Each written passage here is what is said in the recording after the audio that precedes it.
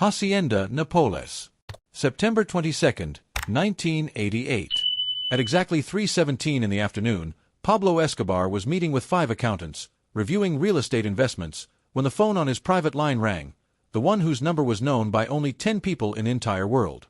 Pablo answered and heard the voice of his wife, Maria Victoria Henao, trembling in a way he had never heard before, uttering just 4 words that seemed to stop time. "Pablo, they took Manuela." Pablo's 9-year-old daughter had been kidnapped outside her private school in Medellin by 3 armed men who overpowered the 2 bodyguards.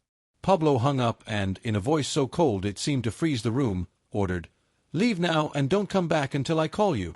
The 5 accountants hurried out, as they all recognized that tone. It meant Pablo was about to turn Medellin into a battlefield. 15 minutes later, Pablo was flying by helicopter to Medellin alongside Popeye, Otto, and 4 of his most dangerous men, all armed and instructed to mobilize the entire organization to find Manuela within 6 hours. During the 23-minute flight, Pablo remained completely silent, staring out the window with an expression Popeye would later describe as the most terrifying he had ever seen. It wasn't explosive anger, but a cold, calculated fury, the kind of look from a man methodically deciding how many people were going to die, and how. When the helicopter landed at his estate in Medellin, 30 men were already waiting with preliminary information. The white van had been found abandoned in a parking lot in the Laureles neighborhood. The 2 bodyguards were hospitalized but alive. Witnesses described 3 men between 25 and 35 years old whom no one could identify. Pablo entered the operations room on his property, equipped with phones, radios, city maps, and photographs of known criminals in Medellin. He began issuing orders with military precision.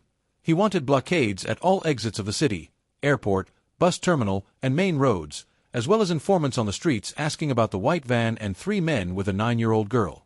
He also demanded pressure on every gang and independent operator, making it clear that everyone needed to know Manuela Escobar had been kidnapped.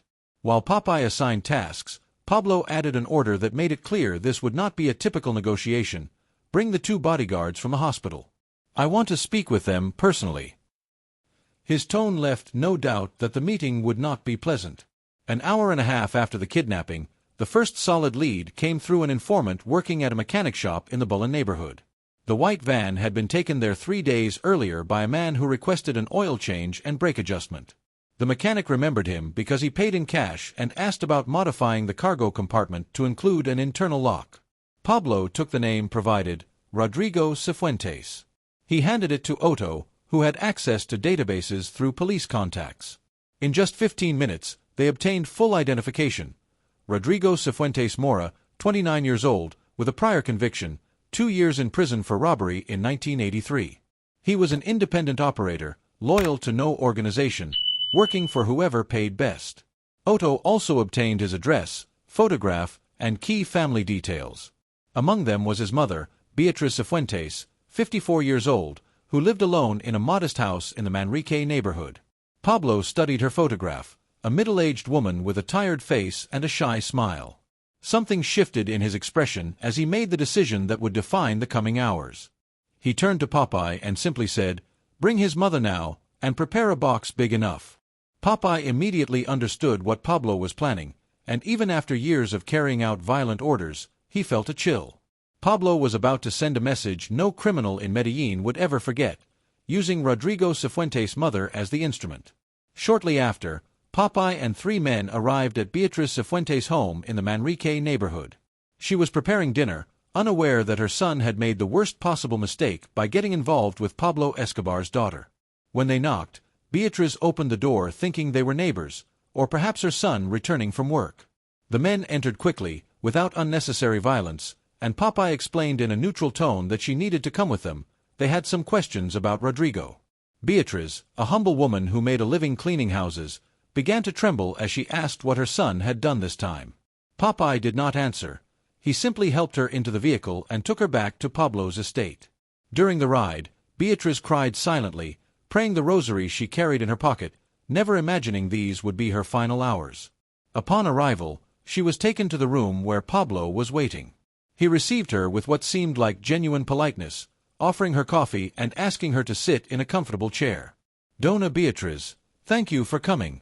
Your son Rodrigo is involved in a very serious matter, and I need your help to resolve it," he said in a calm, courteous tone, as if it were a business conversation. Confused and frightened, Beatriz asked what Rodrigo had done and whether he was in danger. Pablo leaned slightly toward her and explained with unsettling patience. Her son, along with 2 other men, had kidnapped his 9-year-old daughter that very afternoon outside her school. They were holding her somewhere unknown, likely waiting to make contact and negotiate her return. Beatriz's face drained of all color as she grasped the gravity of the situation. She began to plead, insisting she knew nothing, that her son never shared his affairs with her, that she was just a mother trying to survive. Pablo let her speak without interrupting, watching her with an expression that showed neither anger nor compassion, only cold calculation. When she finally fell silent, exhausted from pleading, Pablo said something that completely chilled her. "Dona Beatriz, I believe you didn't know anything. I believe you are also a victim of your son's decisions. But I need you to understand something very clearly." He continued, "Her son had something that belonged to him, his daughter, the most valuable thing in his life. And now he needed something equally valuable to Rodrigo, so they could carry out a fair exchange."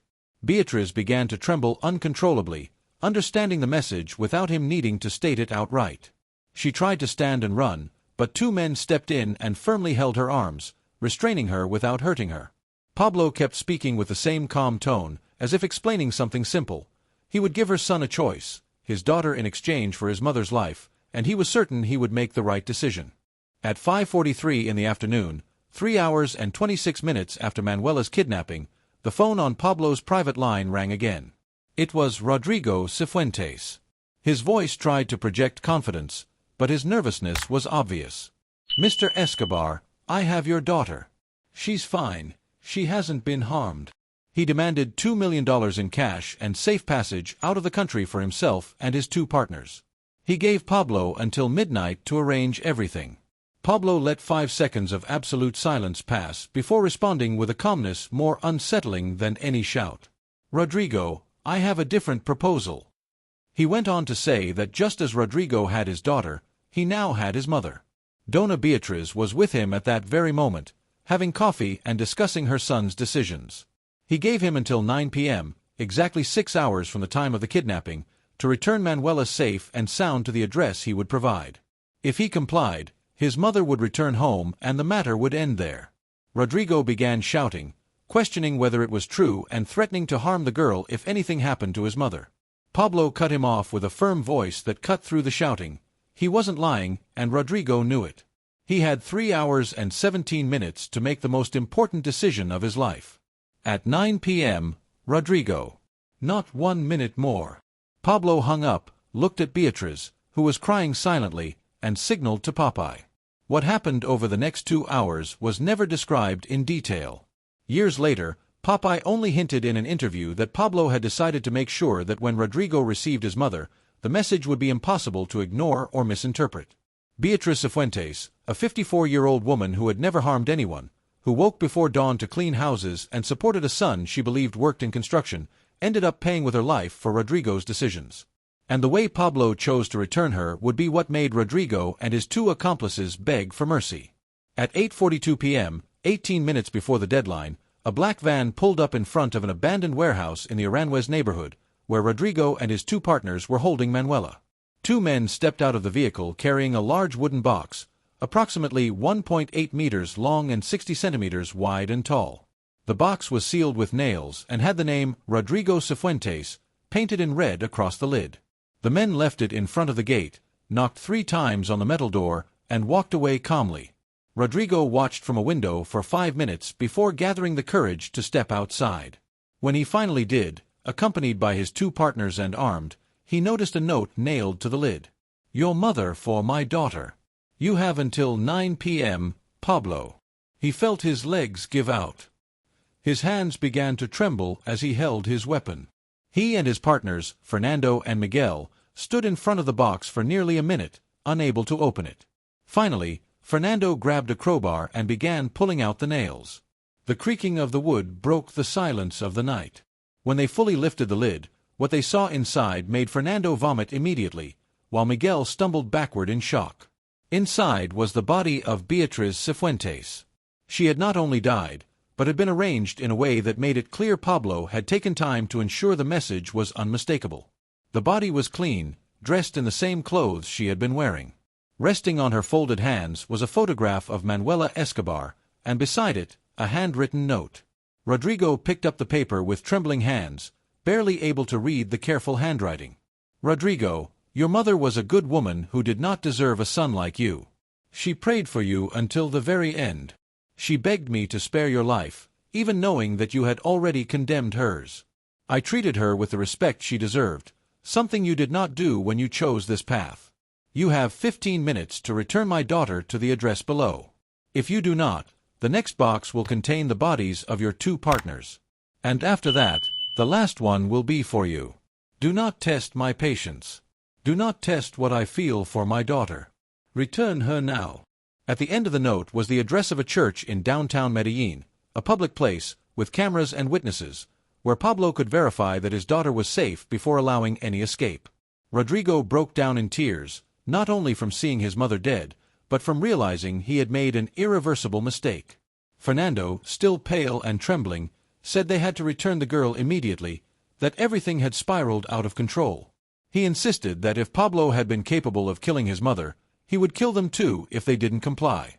Miguel agreed, urging immediate action, reminding them that Pablo Escobar did not lie and that time was running out.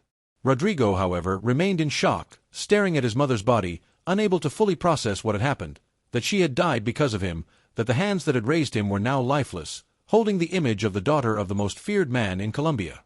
Finally, 3 minutes before the deadline, he snapped out of it. He said they would return the girl, but afterward they would turn themselves in to the police, because Pablo would find them no matter what, and at least in prison they might have a chance to survive. The 3 men went back into the warehouse where Manuela was tied to a chair, though unharmed. They untied her with trembling hands and placed her into the vehicle.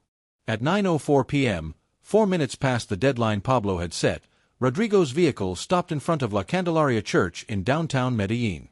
Rodrigo stepped out, holding Manuela's hand.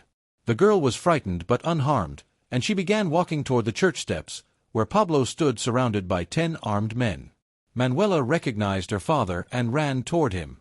Rodrigo let go of her hand and remained frozen in the middle of the street, trembling, expecting the gunshots he believed were inevitable. However, Pablo simply received his daughter, embraced her with an intensity unusual for someone known for his coldness, and then looked at Rodrigo over the girl's head. "You're 4 minutes late," he said in a neutral tone. Rodrigo began apologizing desperately, explaining that he needed time to get the girl out of the warehouse and had done everything possible to arrive quickly. Pablo raised his hand, cutting him off. 4 minutes late. That means the deal has changed. He explained that he had promised to return his mother if he delivered his daughter unharmed, but since he failed to meet the deadline, the agreement was void. Rodrigo pleaded frantically, insisting that he had fulfilled his part, that the girl was unharmed. Pablo handed Manuela to one of his men, ordering him to take her home immediately. Only once she was inside the armored vehicle that began to drive away did he turn his full attention back to Rodrigo. He told him that he had complied, but too late, and that during those 4 minutes he had been forced to imagine the worst, that Rodrigo had changed his mind, that he might be hurting his daughter, or that he had decided his own life was worth more than hers. As he spoke, he slowly walked toward him. Fernando and Miguel, who had remained inside the car, stepped out with their hands raised in surrender. Pablo looked at them and ordered them to kneel.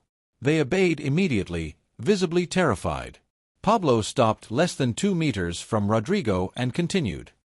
He told him that his mother had begged him to forgive him, that in her final words she had asked for mercy for the son who had disappointed her so many times.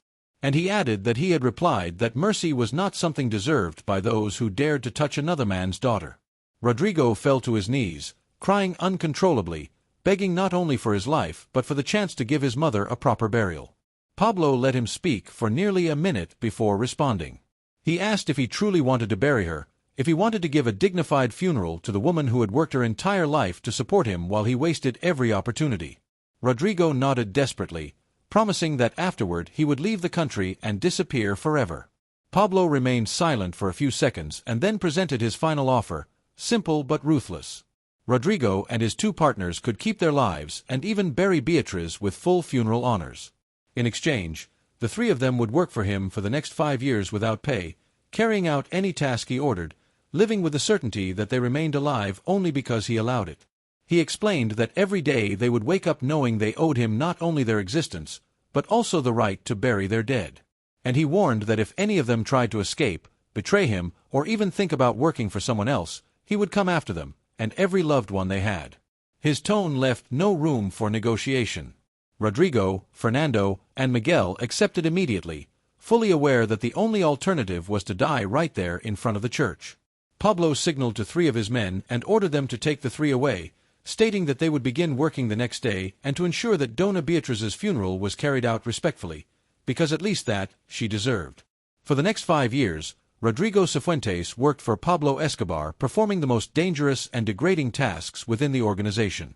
He transported drugs along routes where life expectancy was measured in months, cleaned safe houses after violent operations, and made deliveries in territories controlled by enemies, where any mistake could cost him his life.